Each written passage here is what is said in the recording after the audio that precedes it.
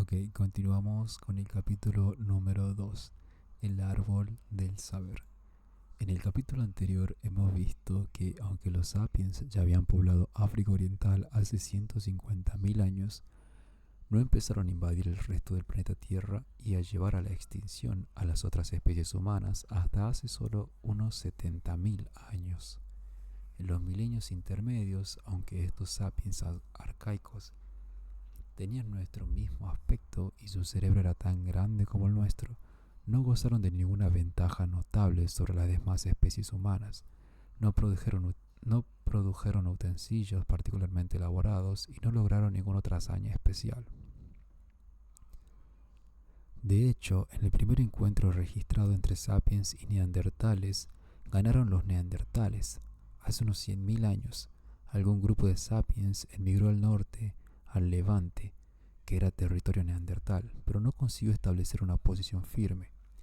Pudo deberse a los nativos belicosos, a un clima inclemente o a parásitos locales extraños. Fuera cual fuese la razón, los sapiens acabaron por retirarse, dejando a los neandertales como dueños de Oriente Próximo. Este número escaso de logros ha hecho que los expertos especulen que la estructura interna del cerebro de estos sapiens probablemente era diferente a la nuestra. Tenían nuestro mismo aspecto, pero sus capacidades cognitivas, aprendizaje, memoria, comunicación, eran mucho más limitadas. Enseñar a estos sapiens antiguos español, persuadirlos de la verdad del dogma cristiano o conseguir que comprendieran la teoría de la evolución habría sido probablemente una empresa imposible. Y al revés, nosotros habríamos tenido muchas dificultades en aprender su lenguaje y en comprender su manera de pensar. Pero entonces, a partir de hace aproximadamente 70.000 años, Homo sapiens empezó a hacer cosas muy especiales. Alrededor de esta fecha, bandas de sapiens abandonaron África en una segunda oleada. Esta vez expulsaron a los neandertales y a todas las demás especies humanas no solo del Oriente Próximo, sino de la faz de la Tierra. En un periodo notablemente reducido, los sapiens llegaron a Europa y Asia Oriental. Hace unos 45.000 años, de alguna manera cruzaron el mar abierto y desembarcaron en Australia, un continente que hasta entonces no había sido hollado por los humanos. El periodo comprendido entre hace unos 70.000 y unos 30.000 años fue testigo de la invención de barcas, lámparas de aceite, arcos y flechas y agujas, esenciales para coser vestidos cálidos. Los primeros objetos que pueden calificarse con seguridad de arte y joyería proceden de esta época. Como ocurre con las primeras pruebas incontrovertibles de religión, comercio y estratificación social. Véase la figura 4. Y acá tenemos una figurita de marfil de mamut, de un hombre león o una mujer leona, de la cueva de Stadel en Alemania, hace unos 32.000 años. El cuerpo es humano, pero la cabeza es leonina. Este es uno de los primeros ejemplos indiscutibles de arte y probablemente de religión, así como la capacidad de la mente humana para imaginar cosas que no existen realmente. Bastante interesante, ¿eh? Una especie de un primer minotauro, pero esta vez con cabeza de león. La mayoría de los investigadores creen que estos logros sin precedentes fueron el producto de una revolución en las capacidades cognitivas de los sapiens. Sostienen que las gentes que llevaron a los neandertales a la extinción, colonizaron Australia y cincelaron el hombre de león de Stadel eran tan inteligentes, creativos y sensibles como nosotros. Si nos encontráramos con los artistas de la cueva de Stadel, podríamos aprender su lenguaje y ellos el nuestro. Podríamos explicarle todo lo que sabemos, desde las aventuras de Alicia en el País de las Maravillas hasta las paradojas de la física cuántica, y ellos podrían enseñarnos de qué manera veían el mundo. La aparición de nuevas maneras de pensar y comunicarse hace entre 70.000 y 30.000 años constituye la revolución cognitiva. ¿Qué la causó? No estamos seguros. La teoría más ampliamente compartida aduce que mutaciones genéticas accidentales cambiaron las conexiones internas del cerebro de los sapiens, lo que les permitió pensar de manera sin precedentes y comunicarse utilizando un tipo de lenguaje totalmente nuevo. Podemos llamarla la mutación del árbol del saber. ¿Por qué tuvo lugar en el ADN de los sapiens y no en el de los neandertales? Fue algo totalmente aleatorio, hasta donde podemos decir. Pero es más importante comprender las consecuencias de la mutación del árbol del saber que sus causas. ¿Qué es lo que tenía tan especial el nuevo lenguaje de los sapiens que nos permitió conquistar el mundo? No era el primer lenguaje, cada animal tiene su propio tipo de lenguaje. Incluso los insectos, como las abejas y las hormigas, saben cómo comunicarse de maneras complejas. y los individuos se informan unos a otros de la localización del alimento. Tampoco era el primer lenguaje vocal. Muchos animales, entre ellos todas las especies de monos y simios, tienen lenguajes vocales. Por ejemplo, los monos verdes emplean llamadas de varios tipos para comunicarse.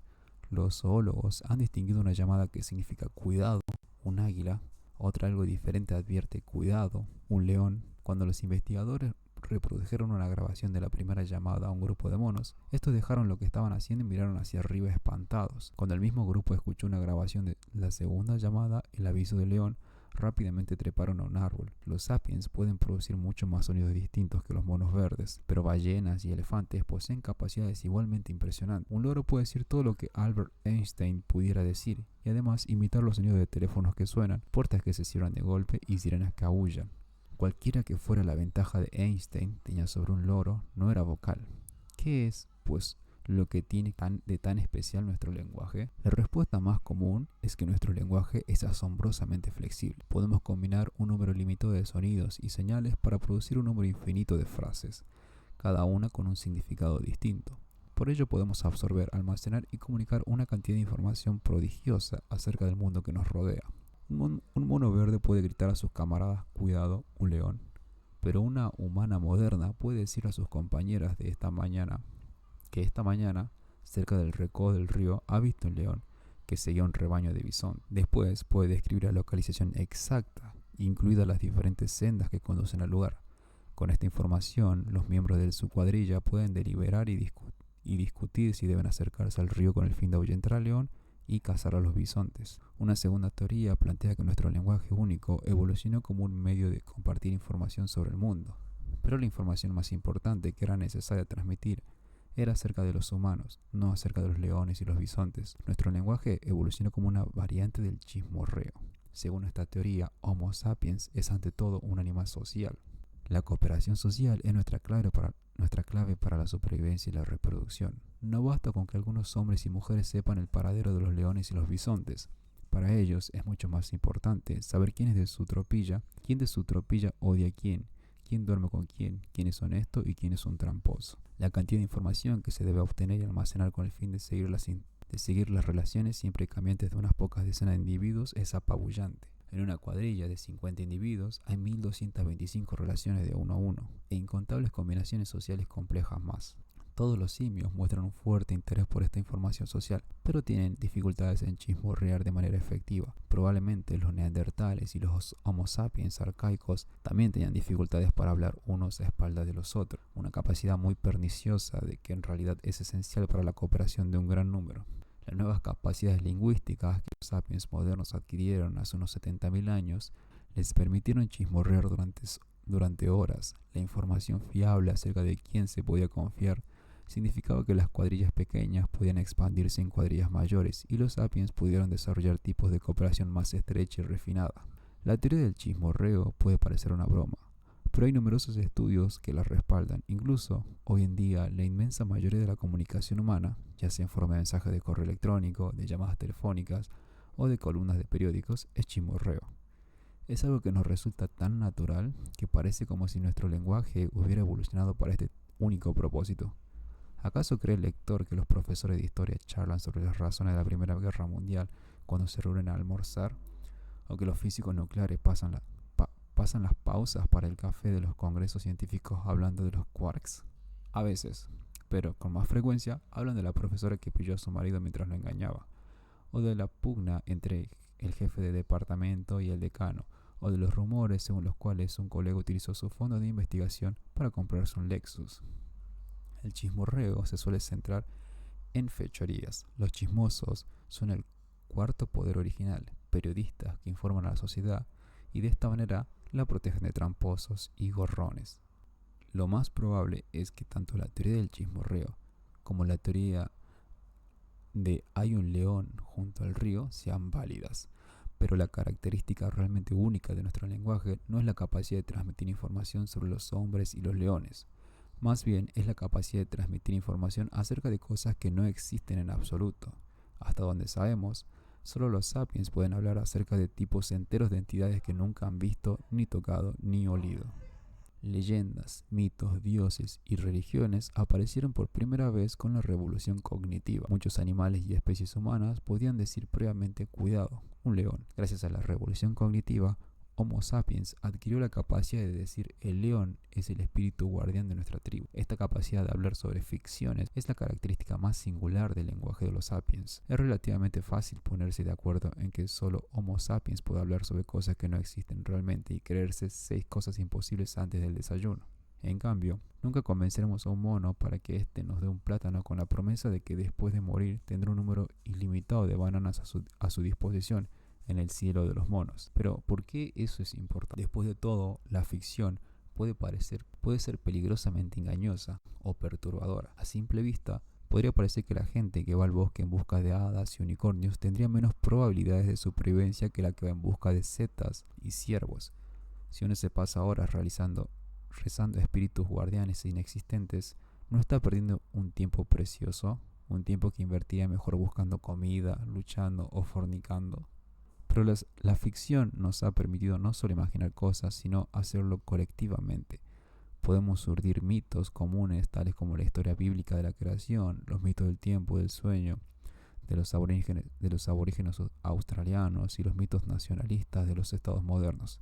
Dichos mitos confieren a los sapiens la capacidad sin precedentes de cooperar flexiblemente en gran número. Las hormigas y las abejas también pueden trabajar juntas en un gran número, pero lo hacen de una manera muy rígida y solo con parientes muy cercanos. Los lobos y los chimpancés cooperan de manera mucho más flexible que las hormigas, pero solo pueden hacerlo con un pequeño número de individuos que conocen íntimamente. Los sapiens pueden cooperar de maneras extremadamente flexibles con un número incontable de extraños. Esta es la razón por la que los sapiens dominan el mundo, mientras que las hormigas se comen nuestras obras y los chimpancés están encerrados en zoológicos y laboratorios de investigación. La leyenda de Peugeot. Nuestros primos chimpancés suelen vivir en pequeñas tropillas de varias decenas de individuos. Forman amistades estrechas, cazan juntos y luchan codo a codo contra papiones, guepardos y chimpancés enemigos. Su estructura social tiende a ser jerárquica. El miembro dominante, que casi siempre es un macho, se llama macho alfa. Otros machos y hembras muestran su sumisión al macho alfa, inclinándose ante él al tiempo que emiten gruñidos, de manera no muy distinta a los súbditos humanos que se arrodillan y hacen reverencias ante un rey.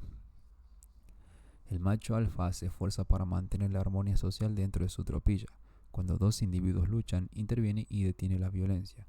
De forma menos benevolente, puede monopolizar los manjares particularmente codiciados e impedir que los machos de categoría inferior se apareen con las hembras. Cuando 2 machos se disputan la posición alfa, suele hacerlo formando extensas coaliciones de partidarios, tanto machos como hembras, en el seno del grupo. Los lazos entre los miembros de la coalición se basan en el contacto íntimo diario. Se abrazan, se tocan, se besan, se acicalan y se hacen favores mutuos.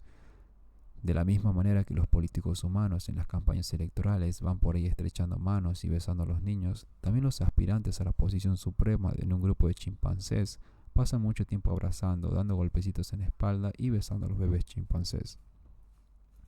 Por lo general, el macho alfa gana su posición no porque sea más fuerte físicamente, sino porque lidera una coalición grande y estable.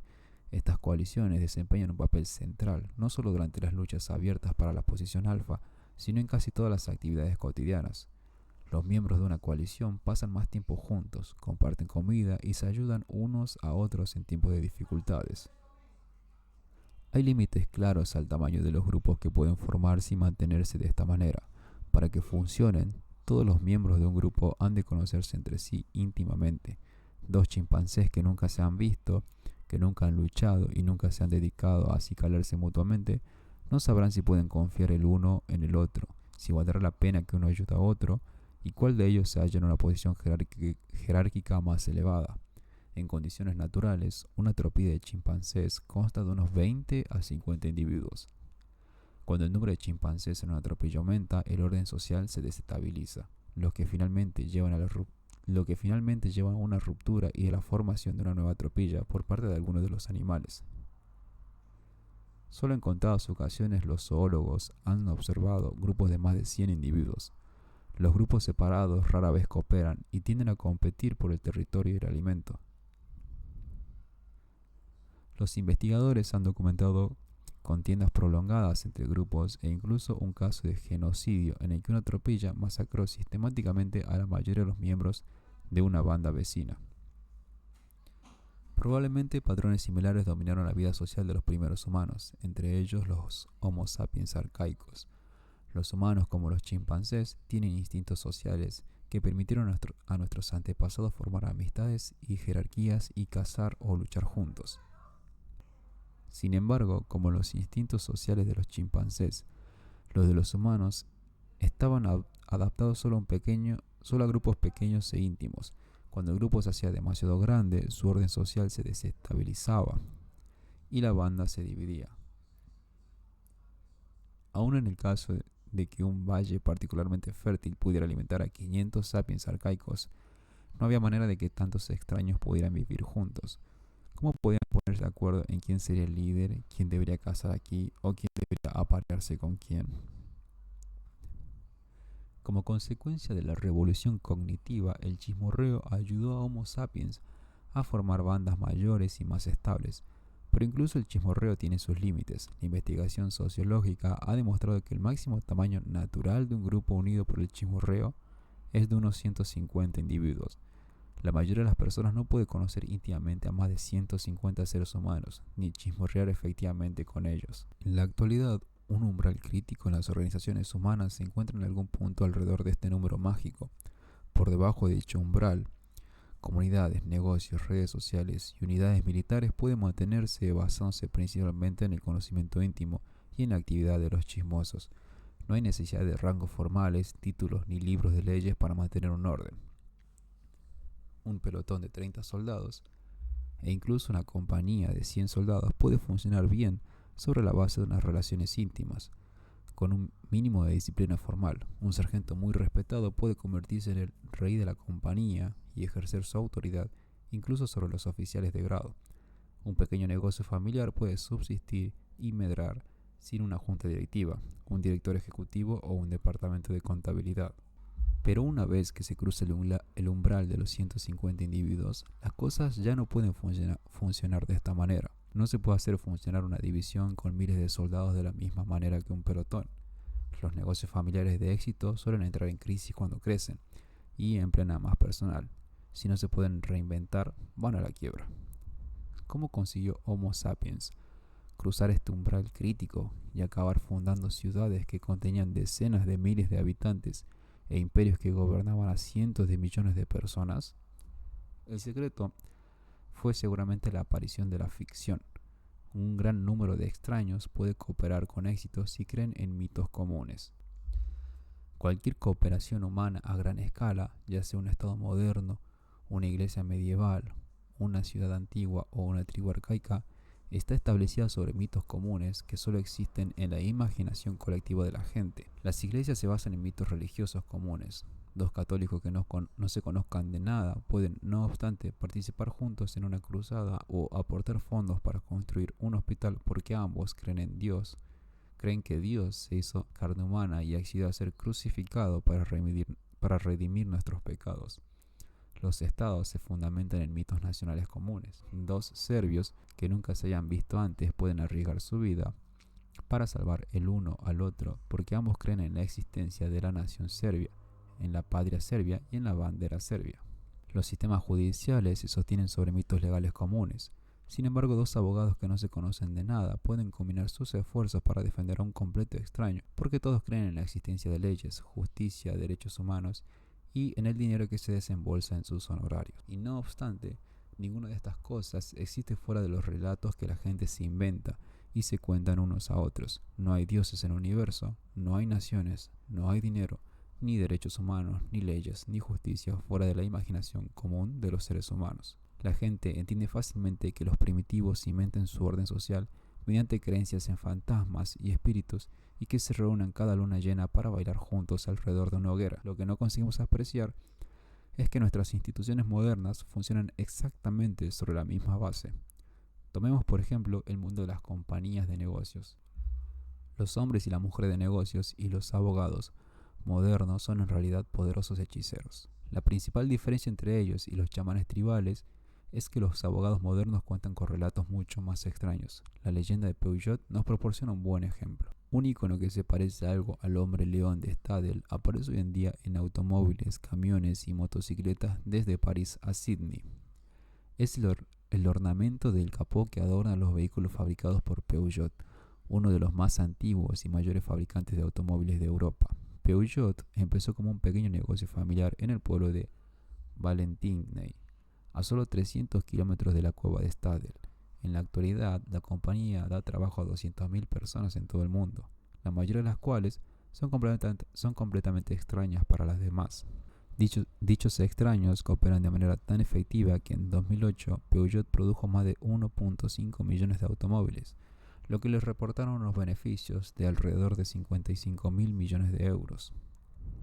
Y aquí hay una figura del león de Peugeot, que sí es realmente muy parecido a la figurita del hombre con cabeza de león. Qué curioso, ¿no? Muy curioso. ¿En qué sentido podemos decir que Peugeot, sociedad anónima, existe? Hay muchos vehículos Peugeot, pero es evidente que estos no son la compañía. Incluso si todos los Peugeot del mundo se redujeran a chatarra y se vendieran como metal desguazado, la compañía no desaparecería. Continuaría fabricando nuevos automóviles y produciendo su informe anual. La compañía es propietaria de fábricas, maquinarias y salas de exhibición y emplea mecánicos, contables y secretarias, pero todos ellos juntos no abarcan Peugeot.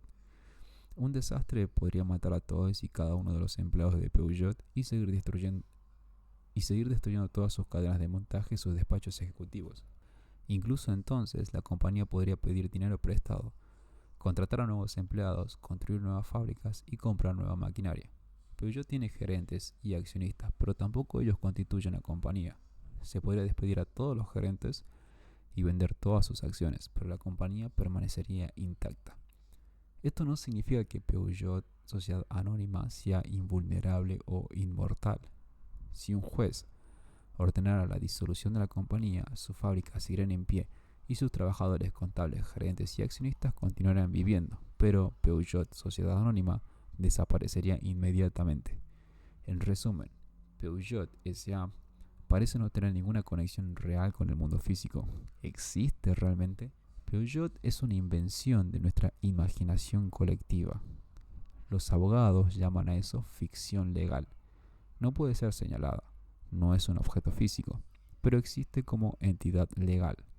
Igual que el lector o yo está obligada por las leyes de los países en los que opera, puede abrir una cuenta bancaria y tener propiedades, paga impuestos y puede ser demandada e incluso procesada separadamente de cualquiera de las personas que son sus propietarios o que trabajan para ella. Peugeot pertenece a un género particular de ficciones legales llamados compañías de responsabilidad limitada. Esto es un poco contradictorio porque compañía de responsabilidad limitada, es una SRL, Sociedad de Responsabilidad Limitada. Pero el nombre es Peugeot S.A., Sociedad Anónima. Bueno, no, sí es cierto. Una sociedad anónima es de responsabilidad limitada en cierto punto. Sí, yo solo estoy hablando de lo que conozco acá por las leyes argentinas. Pero ahora que lo pienso, las sociedades anónimas son una sociedad de responsabilidad limitada con ciertas características. Es un caso particular de una SRL. Ok, acotación que fue totalmente al vicio. Continúo con la lectura. La idea que hay detrás de estas compañías es una de las invenciones más ingeniosas de la humanidad. Homo sapiens vivió durante incontables milenios sin ellas. Durante la mayor parte de la historia documentada solo pueden tener propiedades los humanos de carne y hueso, del tipo que andaba sobre dos piernas y tenía un cerebro grande. Si en la Francia del siglo XIII Jean establecía un taller de construcción de carros, él mismo era el negocio. Si uno de los carros que construía se estropeaba una semana después de haber sido comprado, el comprador descontento habría demandado personalmente a Jean. Si Jean hubiera pedido prestadas 1.000 monedas de oro para establecer su taller y el negocio quebrara, habría tenido que devolver el préstamo vendiendo su propiedad privada, su casa, su vaca, su tierra. Incluso podría haberse visto obligado a vender a sus hijos en vasallaje. Si no podía cubrir la deuda, podría haber sido encarcelado por el Estado o esclavizado por sus acreedores. Era completamente responsable, sin límites, de todas las obligaciones en las que su taller hubiera incurrido. Si el lector hubiera vivido en esa época, probablemente se lo habría pensado 2 veces antes de abrir un negocio propio. Y, en efecto, esta situación legal desanimaba a los emprendedores. A la gente le asustaba iniciar nuevos negocios y asumir riesgos económicos. No parecía que valiera la pena correr el riesgo de que sus familias terminaran en la completa indigencia. Esta es la razón por la que la gente comenzó a imaginar colectivamente la existencia de compañías de responsabilidad limitada. Tales compañías eran legalmente independientes de las personas que las fundaban o de las que invertían dinero en ellas o de las que las dirigían. A lo largo de los últimos siglos, tales compañías se han convertido en los principales actores de la escena económica y nos hemos acostumbrado tanto a ellas que olvidamos que solo existen en nuestra imaginación. En Estados Unidos, el término técnico para una compañía de responsabilidad limitada es corporación, lo que resulta irónico porque el término deriva del latín corpus, cuerpo, lo único que carecen dichas corporaciones. Interesante dato, ¿eh? A pesar de no tener cuerpos legales, el sistema legal estadounidense trata a las corporaciones como personas legales, como si fueran seres humanos de carne y hueso. Y lo mismo hizo el sistema legal francés en 1896, cuando Armand Peugeot, que había heredado de sus padres un taller de metalistería que fabricaba muelles, sierras y bicicletas, decidió dedicarse al negocio del automóvil. A tal fin, estableció una compañía de responsabilidad limitada y le puso su nombre, aunque ésta era independiente de él. Si uno de los coches se estropeaba, el comprador podía llevar a Peugeot a los tribunales, pero no a Armand Peugeot. Si la compañía pedía prestados millones de francos y después quebraba, Armand Peugeot no debería a los acreedores ni un solo franco, pues todo el préstamo se había hecho a Peugeot, la compañía, no a Armand Peugeot, el Homo sapiens. Armand Peugeot murió en 1915. Peugeot, la compañía, sigue viva, sigue todavía vivita y coleando. Ok. ¿Cómo consiguió Armand Peugeot, el hombre, crear Peugeot, la compañía? De manera muy parecida a cómo sacerdotes y hechiceros han creado dioses y demonios a lo largo de la historia, y cómo los curés franceses creaban todavía el cuerpo de Cristo cada domingo en las iglesias parroquiales. Todo giraba alrededor de contar historias y de convencer a la gente para que las creyera. En el caso de los curés franceses, la narración crucial era la de la vida y muerte de Jesucristo, tal como lo cuenta la Iglesia Católica. Según dicha narración, si el sacerdote católico, ataviado con sus vestiduras sagradas, pronunciaba las palabras correctas en el momento adecuado, el pan y el vino mudanos se transformaban en la carne y sangre de Dios.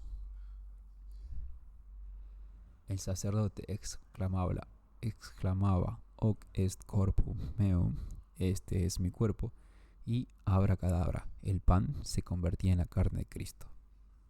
Viendo que el sacerdote había observado de manera adecuada y asiduamente todos los procedimientos, millones de devotos católicos franceses se comportaban como si realmente Dios existiera en el pan y el vino consagrados. En el caso de Peugeot Sociedad Anónima, la narración crucial era el código legal francés, escrito por el Parlamento francés. Según los legisladores franceses, si un abogado autorizado seguía la liturgia y los rituales adecuados, escribía todos los conjuros y juramentos en un pedazo de papel bellamente decorado y añadía su adornada rúbrica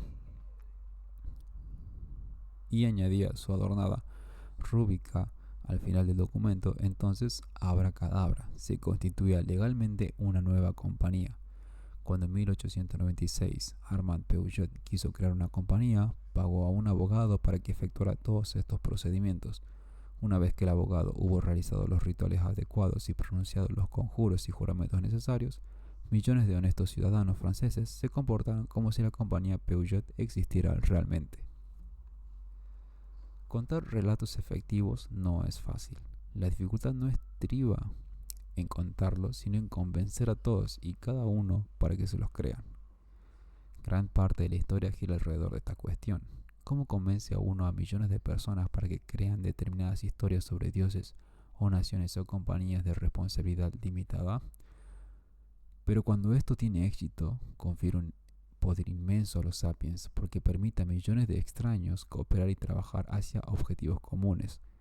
Piensa el lector lo difícil que habría sido crear estados o iglesias o sistemas legales si solo pudiéramos hablar de cosas que realmente existen, como los ríos, árboles y leones.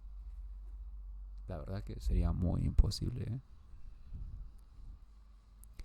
En el transcurso de los años, la gente ha urdido una compleja red de narraciones. Dentro de dicha red, ficciones como Peugeot no solo existen, sino que acumulan un poder inmenso. Los tipos de cosas que la gente crea a través de esta red de narraciones son conocidos en los círculos académicos como ficciones, constructos sociales o realidades imaginadas. Una realidad imaginada no es una mentira. Yo miento cuando digo que hay un león cerca del río y sé perfectamente bien que allí no hay ningún león. No hay nada especial acerca de las mentiras. Los monos verdes y los chimpancés mienten. Por ejemplo, se ha observado un mono verde emitiendo la llamada "cuidado, un león", cuando no había ningún león por las inmediaciones. Esta alarma asustó convenientemente e hizo huir a otro mono que acababa de encontrar un plátano, lo que dejó solo al mentiroso que pudo robar el premio para sí. Epa, re pícaro los monos, ¿eh? A diferencia de la mentira, una realidad imaginada es algo en lo que todos creen. Y mientras esta creencia comunal persista, la realidad imaginada ejerce una gran fuerza en el mundo. El escultor de la cueva de Stadel pudo haber creído sinceramente en la existencia del espíritu guardián del hombre león. Algunos hechiceros son charlatanes, pero la mayoría de ellos creen sinceramente en la existencia de dioses y demonios. La mayoría de los millonarios creen sinceramente en la existencia del dinero y de las compañías de responsabilidad limitada. La mayoría de los activistas de los derechos humanos creen sinceramente en la existencia de los derechos humanos. Nadie mentía cuando en 2011 la ONU exigió que el gobierno libio respetara los derechos humanos con sus ciudadanos, aunque la ONU, Libia y los derechos humanos son invenciones de nuestra fértil imaginación. Así, desde la revolución cognitiva, los sapiens han vivido en una realidad dual. Por un lado, la realidad objetiva de los ríos, los árboles y los leones, y por otro lado, la realidad imaginada de los dioses, las naciones y las corporaciones. A medida que pasaba el tiempo, la realidad imaginada se hizo cada vez más poderosa, de modo que en la actualidad la supervivencia de ríos, árboles y leones depende de la gracia de entidades imaginadas, tales como dioses, naciones y corporaciones. Pasando por alto el génoma. La capacidad de crear una realidad imaginada a partir de palabras permitió que un gran número de extraños cooperaran de manera efectiva, pero también hizo algo más, puesto que la cooperación humana a gran escala se basa en mitos. La manera en que la gente puede cooperar puede ser alterada si se cambian los mitos contando narraciones diferentes. En las circunstancias apropiadas, los mitos pueden cambiar rápidamente. En 1789, la población francesa pasó de casi la noche a la mañana, de creer en el mito del derecho divino de los reyes a creer en el mito de la soberanía del pueblo. En consecuencia, desde la revolución cognitiva, Homo sapiens ha podido revisar rápidamente su comportamiento de acuerdo con las necesidades cambiantes. Esto abrió una vía rápida de evolución cultural, que evitaba los embotellamientos de tránsito de la evolución genética. Acelerando a lo largo de esta vía rápida, Homo sapiens pronto dejó atrás a todas las demás especies humanas y animales en su capacidad de cooperar. El comportamiento de otros animales sociales está determinado en su gran medida por sus genes. El ADN no es autócrata. El comportamiento animal está asimismo influido por sus factores ambientales y peculiaridades individuales. No obstante, en un mismo ambiente, los animales de la misma especie tienden a comportarse de manera similar. Los cambios importantes en el comportamiento social no pueden darse en general sin mutaciones genéticas.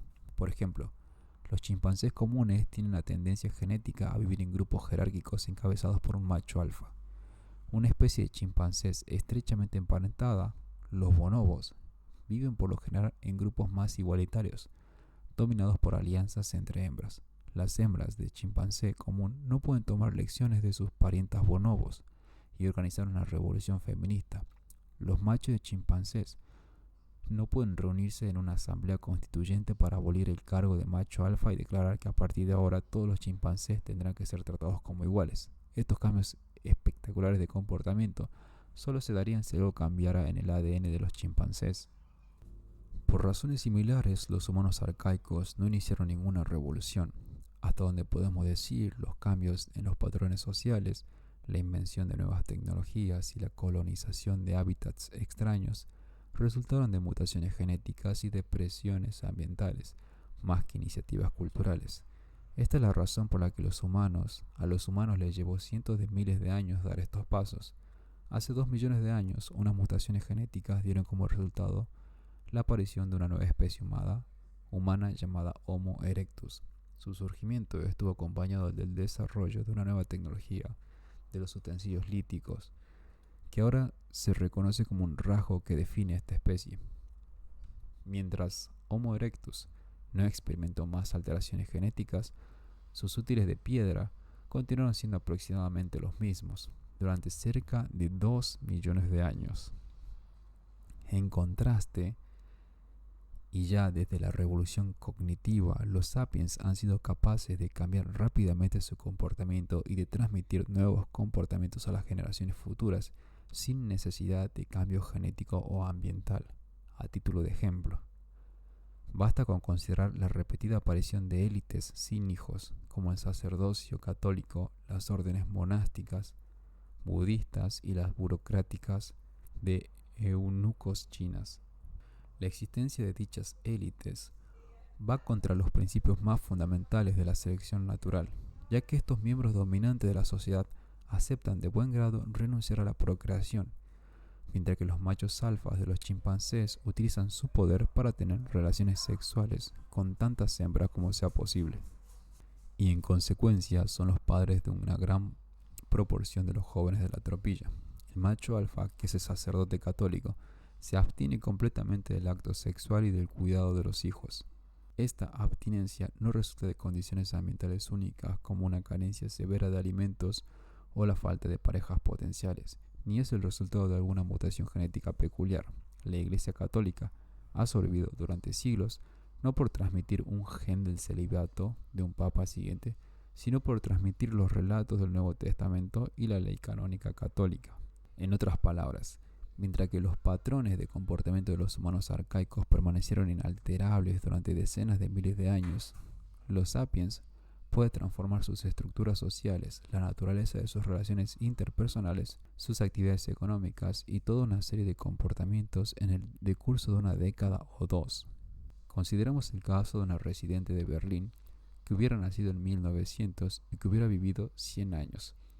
Habría pasado la infancia en el imperio de Guillermo II de los Hohenzollern, sus años adultos en la República de Weimar, el Tercer Reich nazi y la Alemania Oriental comunista, y habría muerto siendo ciudadana de una Alemania democrática y reunificada.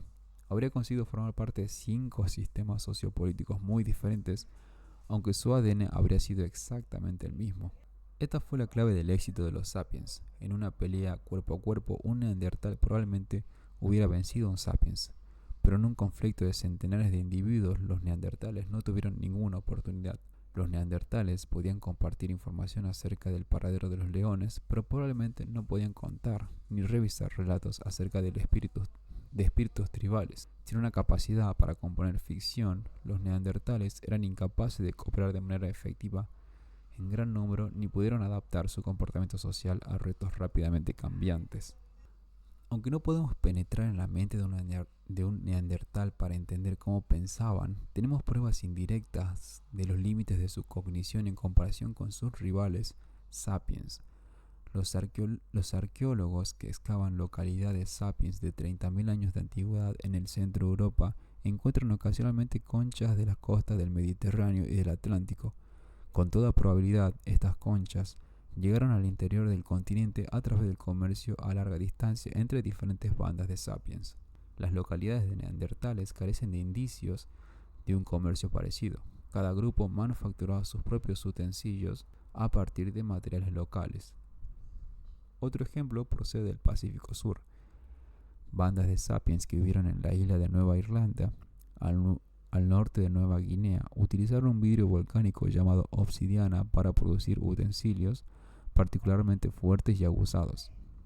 Sin embargo, Nueva Irlanda no tiene depósitos naturales de obsidiana. Las pruebas de laboratorio revelaron que la obsidiana que usaron fue transportada desde el yacimiento de Nueva Bretaña, una isla situada a 400 kilómetros de distancia. Algunos de los habitantes de dicha isla debieron de ser diestros navegantes que comerciaban de isla en isla a lo largo de grandes distancias. Quizás parezca que el comercio es una actividad muy pragmática, que no necesita una base ficticia, pero lo cierto es que no hay otro animal aparte de los sapiens que se dedique al comercio, y todas las redes comerciales de los sapiens de las que tenemos pruebas detalladas se basan en ficciones. El comercio no puede existir sin la confianza, y es muy difícil confiar en los extraños. La red comercial global de hoy en día se basa en nuestra confianza en entidades ficticias como el dólar, el Banco de la Reserva Federal y las marcas registradas totémicas de las corporaciones. Cuando dos extraños de una sociedad tribal quieren comerciar, a menudo establecerán un lazo de confianza recurriendo a un dios común, o a un ancestro mítico, o a un animal totémico. Si los sapiens arcaicos que creían en tales ficciones comerciaban con conchas y obsidianas, es razonable pensar que también pudieron haber intercambiado información, creando así una red de conocimientos mucho más densa y amplia que la que servía a los neandertales y a otros humanos arcaicos. Las técnicas de caza proporcionan otra ilustración de estas diferencias. Por lo general, los neandertales cazaban solos o en pequeños grupos. Los sapiens, en cambio, desarrollaron técnicas que se basaban en la cooperación entre muchas decenas de individuos, e incluso quizás entre bandas diferentes. Un método particularmente efectivo consistía en rodear a todo un rebaño de animales como caballos salvajes y después perseguirlos y acorralarlos en un barranco estrecho, donde era fácil sacrificarlos en masa. Si todo funcionaba de acuerdo con lo planeado, las bandas podían conseguir toneladas de carne, grasa y pieles de animales en una sola tarde de esfuerzo colectivo, o bien consumir esta abundancia de carne en un banquete gigantesco, o bien secarla, ahumarla y congelarla para su posterior consumo. Los arqueólogos han descubierto las localidades en las que manadas enteras eran sacrificadas anualmente de esta manera. Hay incluso lugares en los que se erigían vallas y obstáculos con el fin de crear trampas artificiales y terrenos de matanza.